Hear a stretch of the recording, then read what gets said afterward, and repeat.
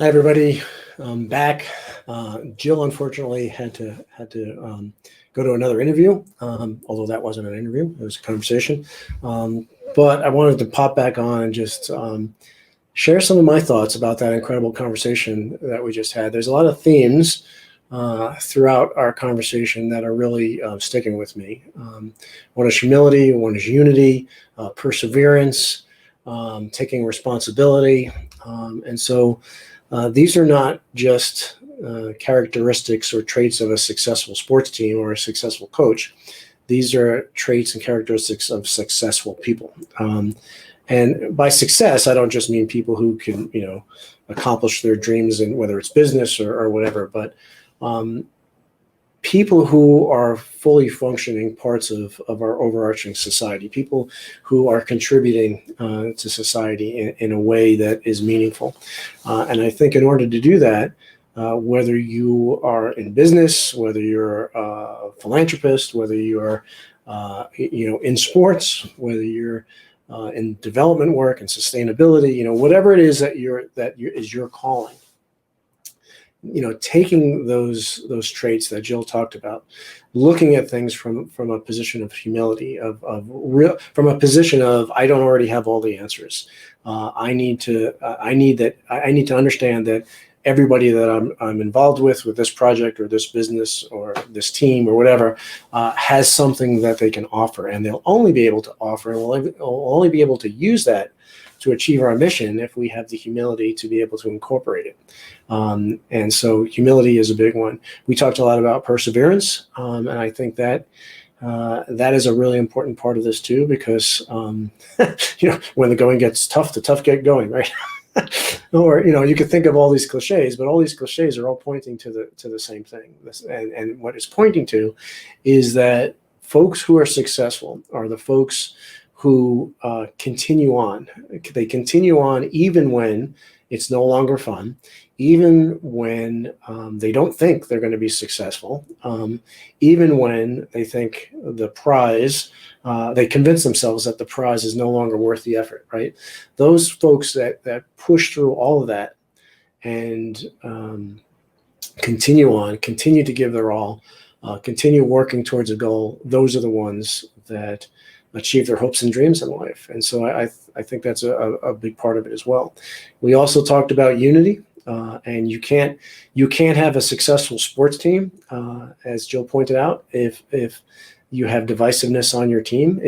Divisiveness weakens the team, right? And so any team, if there's division within that team, will be less capable than they would be otherwise if they were operating, as a synergistic, unified force, right?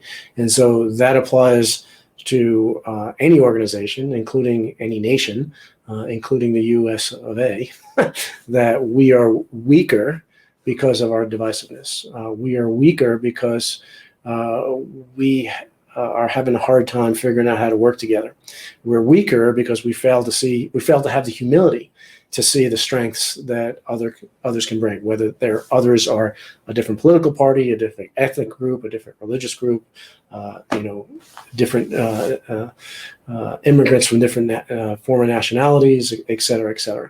And so we need to understand that all of those things that are social media boxes that we find ourselves in, the boxes with echo chamber walls, what those are all doing is making us as a nation weaker, making us less resilient, less able to battle the crises that we're facing us. It's putting us on a trajectory that's going to lead to a future that we don't want to be a part of, right? And so we need to work towards that. So another big aspect of this conversation that I think Jill really brought out. Amazing career, again, amazing resume as far as coaching goes and just in life in general. And I think that, sports does to some extent mirror the reality of our society, of our world. There is competition in our world, and when sports is being done right, it's sports with good sportsmanship. And in the end, we realize that it's just a game, right? And I think part of part of what our problems are in the world is we do take things a little too seriously. If we're able to dolly zoom out to the orbital perspective, all of those things that seem incredibly important, all those things that we fight over, quarrel over, that cause us so much suffering, both internally and externally, they just vanish into insignificance. They become irrelevant. And what is left when that stuff fades into insignificance is the beauty of our planet and the true unity of our planet and the true unity of our species and the unity of our embedded place within the family of species that exists within the biosphere called Earth. And I think from that point of view, from that foundation, a lot of things become clear. And I think I'm going to leave it at that. Just one last thing. We've got, less than a week away from the U.S. national elections. And I stand by my pledge, and I hope you all join me in this pledge to, no matter what happens during the election, that we all become white blood cells in a growing immune response to heal the divisiveness that our nation has found ourselves in and to become a unifying force. So with every word, action, and deed throughout the day, make more unifying nudges toward the trajectory of our society than divisive nudges. And that includes posts on social media too. Thank you, everybody.